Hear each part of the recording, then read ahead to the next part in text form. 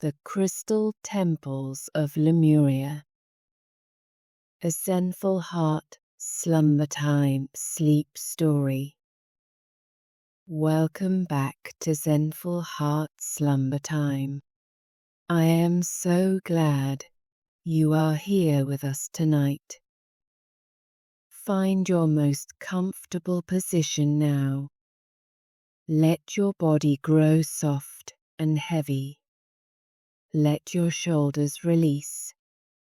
Let your hands rest open and allow your eyes to gently close. Tonight we are going somewhere ancient, somewhere that exists at the very edge of memory and dream, a place that lives in the deepest part of you, waiting to be remembered. All you need to do is breathe and follow. Take a slow, deep breath in and release. Again, breathe in and let it go.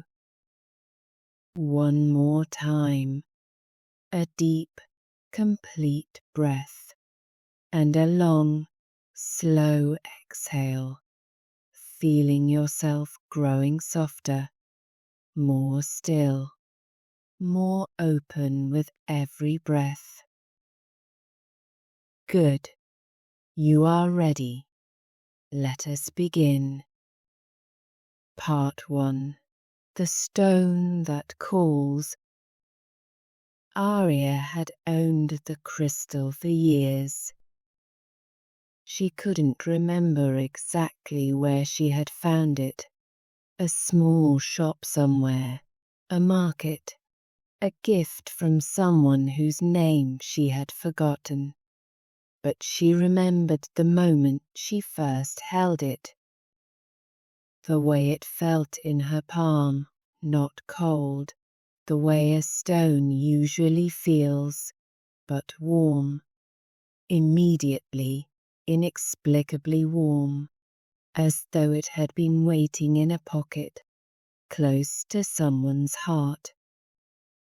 She had kept it on her bedside table ever since. It was a Lemurian quartz, long and slender, with a natural point at one end and a series of fine horizontal striations running along its sides, as though someone had drawn lines into it with a needle, layer by layer, over an unimaginable span of time.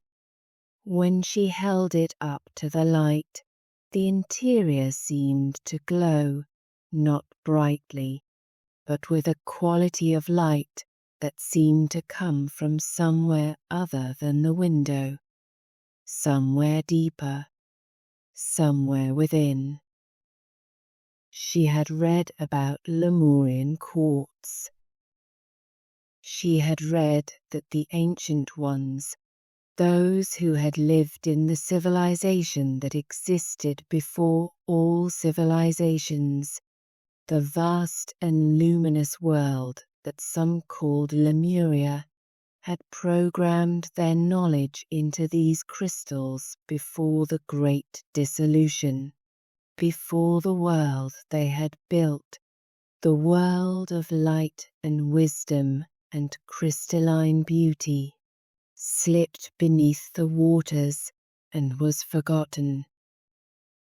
She had read this and she had felt, in the reading, that particular resonance, that sense of yes, I know this, I have always known this, that she had learned to trust over the years. And so the crystal lived beside her bed. And on this night, a quiet night, the world outside still and dark, her body tired from the long hours of the ordinary day, she picked it up before she lay down. She held it in both hands. She closed her eyes. She took a long, deep breath. The crystal grew warmer in her palms, and then warmer still. And then she felt it, a vibration so subtle she might have imagined it, rising from the stone and moving through her hands and her arms and into her chest, where it settled like a slow, deep note of music. Felt more than heard. She inhaled deeply. The vibration deepened. The darkness behind her eyes shifted from the ordinary dark of a closed room to something different, something with depth, something with distance, something that went on and on and on. Come, something seemed to say, not in words exactly, but in the way the crystal spoke, which was older than words. Come and remember. She exhaled, and she followed. Part 2. The World Beneath Memory. She was standing. She did not remember standing up, but she was standing, and the ground beneath her bare feet was not the floor of her bedroom. It was cool and smooth and faintly luminous, a pale rose gold color, like the inside of a shell, like the light just before sunrise, like the warmth that lives inside certain stones when you hold them long enough. She looked down. The ground was crystal. She looked up. Everything was crystal. She stood in a vast open space, not a room exactly, not a landscape either, but something between the two. The floor stretched wide in every direction, smooth and gently glowing. Pillars rose around her, enormous, natural formations of crystal, reaching upward to a height she couldn't judge, their surfaces catching and scattering the light into 1,000 soft refractions that moved slowly across the floor and walls like the reflections of water. And the light was extraordinary. It came from everywhere and nowhere, from within the crystal itself, the way light sometimes seems to live inside certain stones, not reflected from an external source, but generated from within, as though the crystal was alive with something that expressed itself as luminosity. It was the most beautiful thing she had ever seen. She stood very still and simply looked. The air was warm and carried a scent she could only describe as the smell of light, clean and dry and faintly sweet, like sun-warmed stone, like the inside of a geode, like something that had been kept safe and sacred for a very long time. Her Lemurian quartz was still in her hand. She looked at it. In this light, in this place, it glowed with a clarity she had never seen in it before, every striation visible, every inner plane illuminated, the whole crystal alive with a soft radiance that matched the light of the world around her. She understood, in the way you understand things in dreams, that this was where it came from. This was home. You found your way. The voice was warm and unhurried.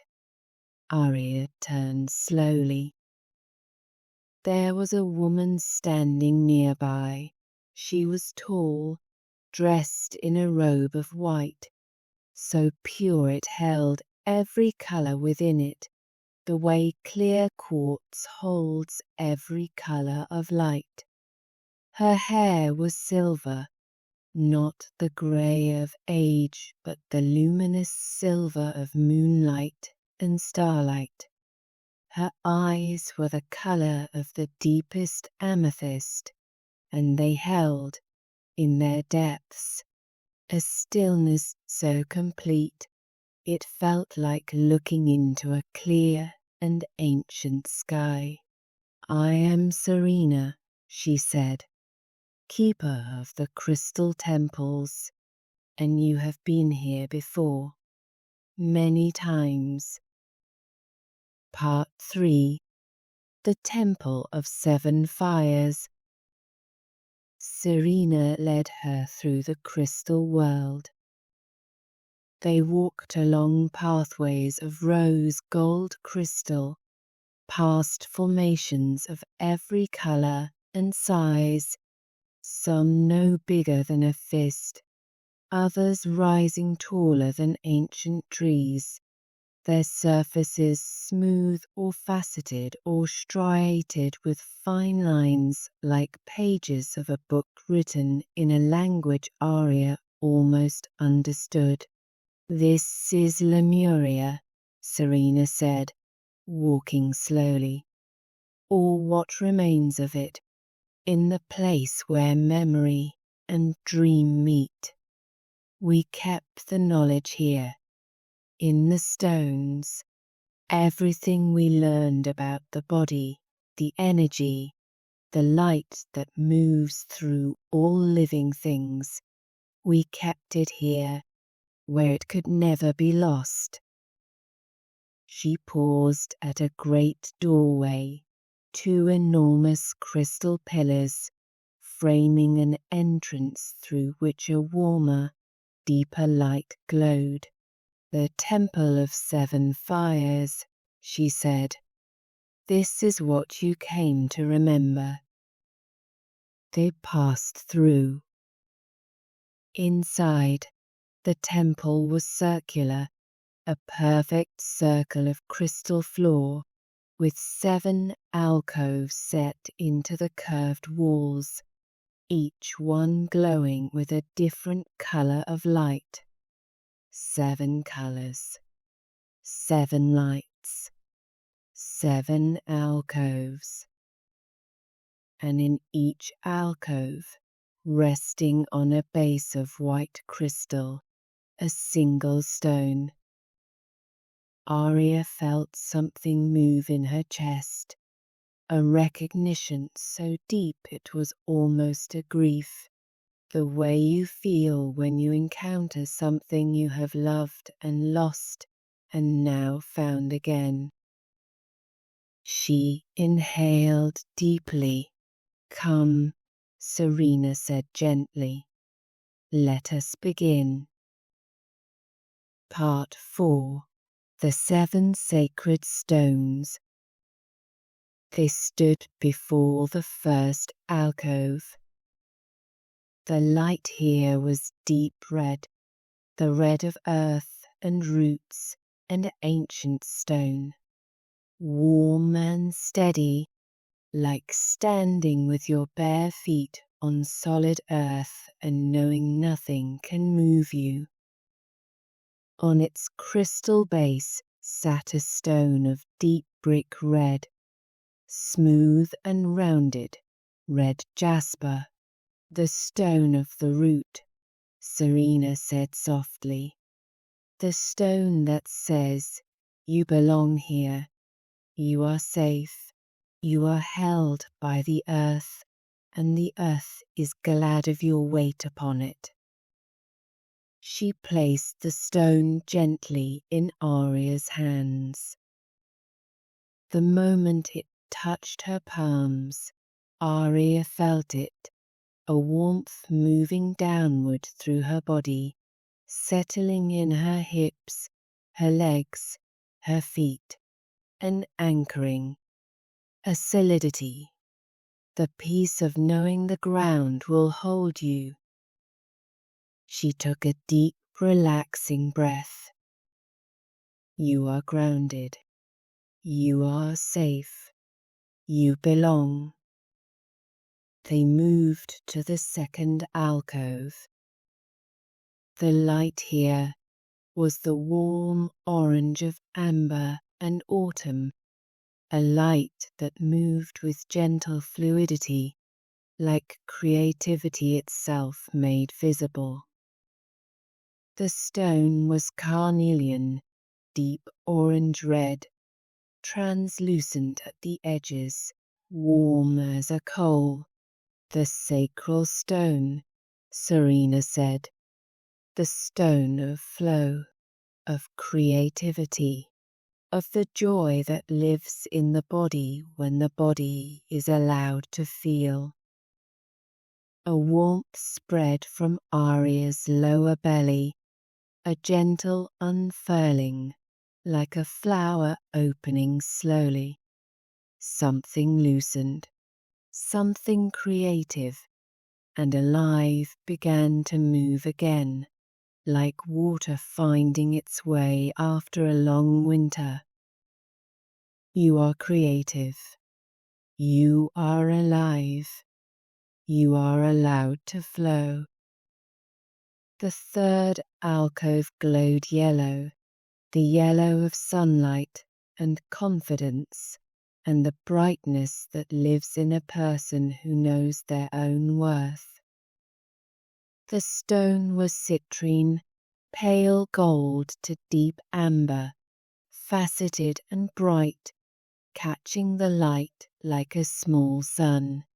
The solar plexus, Serena said, the seat of your power, the stone that reminds you you are capable, you are strong, your will is your own, and it is good.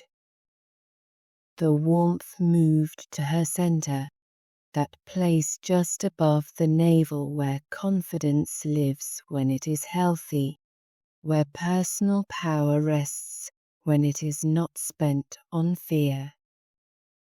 You are powerful. You are capable. You trust yourself. The fourth alcove held the softest light of all, green and pink together, the color of new leaves and old roses, of everything that has ever grown toward the light with an open heart. The stone was rose quartz, pale pink, almost translucent, smooth as water, warm as a held hand. The heart, Serena said, the most important stone, the one everything else depends upon. She placed it in Arya's hands with particular gentleness. This is the stone that says you are loved, not because of what you do or what you achieve or how well you perform, simply because you exist, simply because you are here. Something opened in Arya's chest, something vast and gentle, like a door swinging wide onto an infinite summer morning. She felt love move through her like warm water. Not romantic love, not earned love, but something older and larger, the love that the earth has for everything that grows from it, the love that is simply the nature of existence itself. You are loved. You are loving. Your heart is safe to open. The fifth alcove glowed blue, the clear, calm blue of open sky and deep water, and the particular peace of being able to speak your truth without fear. The stone was blue lace agate, pale blue, banded with white, delicate as lace, cool and serene. The throat, Serena said, the stone of truth, of expression, of the voice that is uniquely yours and that the world needs to hear. The coolness settled at Aria's throat, a gentle opening, a releasing of words long held, of truths long swallowed, of the voice that had sometimes been quieted by fear or doubt or the desire to keep the peace. Her voice was hers, her truth was hers, and both were worth speaking. You speak your truth, your voice matters, you are heard. The sixth alcove glowed deep blue, the blue of midnight and mystery, and the vast interior space where intuition lives. The stone was lapis lazuli, deep midnight blue scattered with gold, like a night sky held in the palm of your hand. The third eye, Serena said, the stone of vision, of the knowing that lives deeper than thought, of the ancient wisdom you carry within you that was never lost, only waiting to be remembered. The warmth settled at the center of her forehead, and behind her closed eyes, Aria felt something shift, a deepening, a widening, as though the field of her inner vision expanded beyond its ordinary edges to include something vaster, older, more luminous. She trusted what she knew. She trusted what she felt. She trusted the wisdom that lived in her more deeply than words. You are wise. You are intuitive. You trust your inner knowing. They stood before the final alcove. The light here was the purest, most luminous white, white that held all colors within it the way a prism holds a rainbow, white that seemed not the absence of color, but the presence of everything. It was the light of the crown, of the highest point, of the place where the individual self opens into something infinite. The stone was clear quartz, perfectly transparent, perfectly clear, a point of pure crystalline light. The crown, Serena said softly, the master stone, the stone that holds all the others, the stone that says you are connected to the earth below and the stars above, and to everything that has ever lived and will ever live. You are not alone. You have never been alone. You are part of something so vast and so beautiful that no human mind can fully hold it, but the heart can feel it. In moments like this one, in the deep stillness of sleep. She placed the clear quartz in Aria's hands alongside all the others. 7 stones. 7 glowing stones. 7 rivers of light moving through her body from the soles of her feet to the crown of her head, red and orange and gold and pink and light blue and deep midnight blue and pure white, a rainbow of healing moving through her, like music, like water, like the first light of morning. She took a slow, deep breath, and the 7 lights moved with her. Part 5. The resting place of the Ancient Ones. Serena led her to the center of the temple.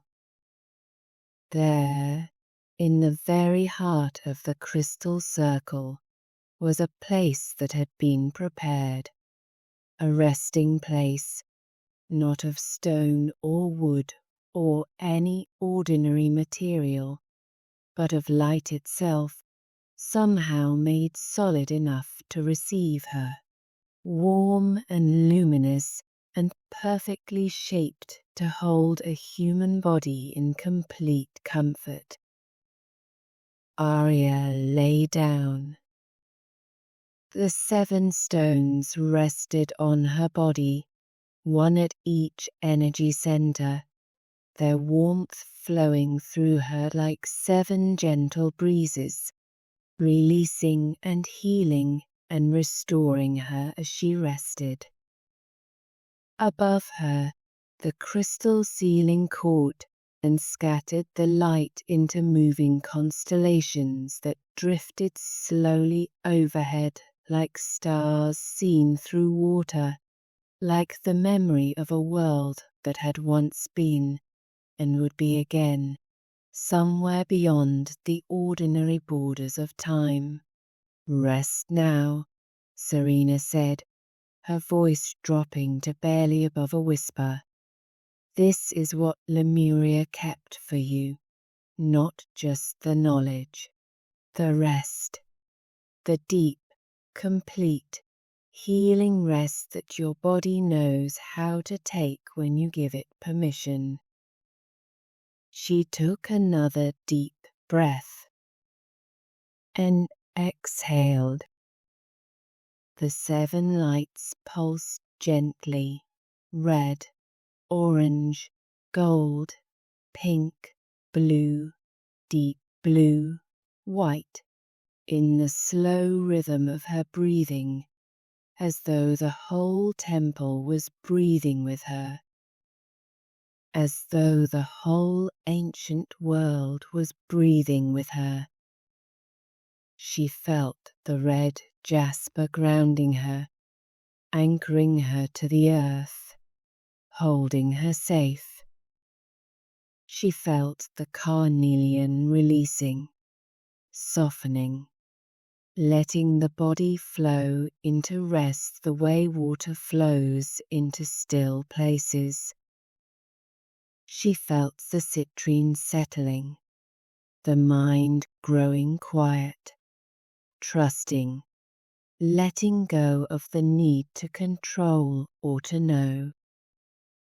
She felt the rose quartz opening, the heart wide and warm and held, loved without condition, loved without end. She felt the blue lace agate cooling, quieting, the voice of the mind growing softer, softer, until it was barely a whisper. She felt the lapis lazuli deepening, the inner vision turning gently inward, toward the vast and starlit space behind the eyes where dreams are born. She felt the clear quartz expanding, the self growing lighter, more transparent, merging softly with the luminous whole. She took a deep breath, and another, and one more deep breath. You are whole. You are healed. You are held by the ancient light of Lemuria, by the wisdom of the stones, by the love that was kept safe for you across all the ages of the world, waiting for this moment, this breath, this perfect and complete rest. Sleep now. Let the 7 lights carry you. Let the crystals hold you. Let the ancient world sing you gently into the deepest, most healing sleep you have known. Breathe in and out, in and out. The red jasper holds you to the earth. The carnelian lets you flow. The citrine lights your way. The rose quartz loves you home. The blue lace agate quiets every word. The lapis lazuli opens the dreaming sky. The clear quartz carries you into the light. Sleep, sleep. You are whole. You have always been whole. Sweet dreams. Thank you for joining us at Zenful Heart Slumber Time. If this story brought you peace and healing tonight, please subscribe so you never miss a new story. New tales every Friday, made with love for your most restful sleep. Good night.